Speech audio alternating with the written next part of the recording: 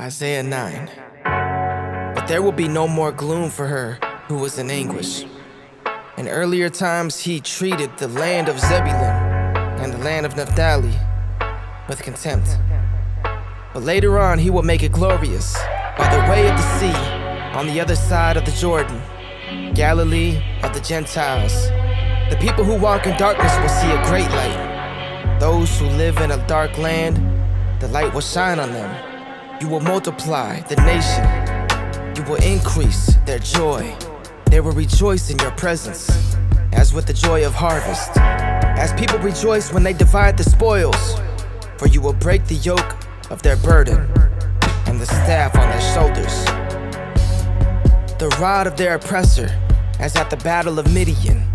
For every boot of the marching warrior in the roar of battle and cloak rolled in blood will be for burning, fuel for the fire.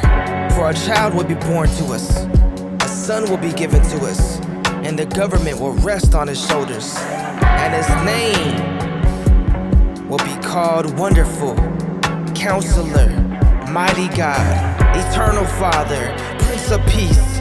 There will be no end to the increase of his government or of peace. On the throne of God and over his kingdom, to establish it and to uphold it with justice and righteousness. From then on and forevermore, the zeal of the Lord of armies will accomplish this. The Lord sends a message against Jacob, and it falls on Israel, and all the people know it, that is, Ephraim, and the inhabitants of Samaria.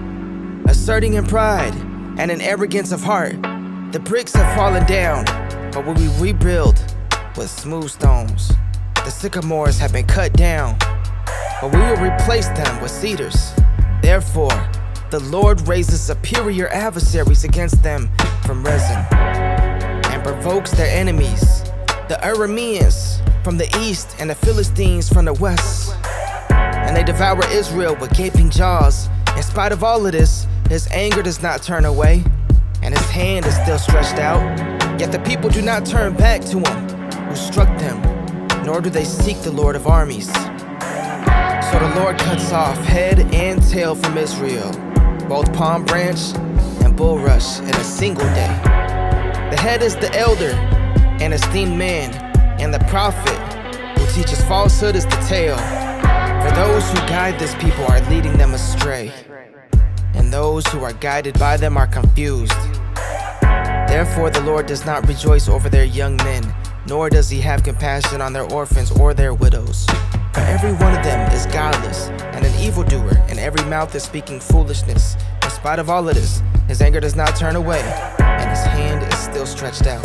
For wickedness burns like a fire. It consumes briars and thorns.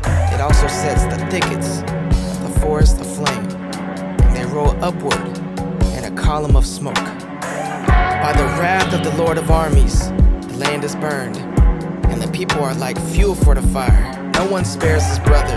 They devour what is on the right hand, but are still hungry. And they eat what is on the left hand, but they are not satisfied. Each of them eats the flesh of his own arm. Manasseh devours Ephraim, and Ephraim Manasseh, and together they are against Judah. In spite of all of this, his anger does not turn away, and his hand is still stretched out.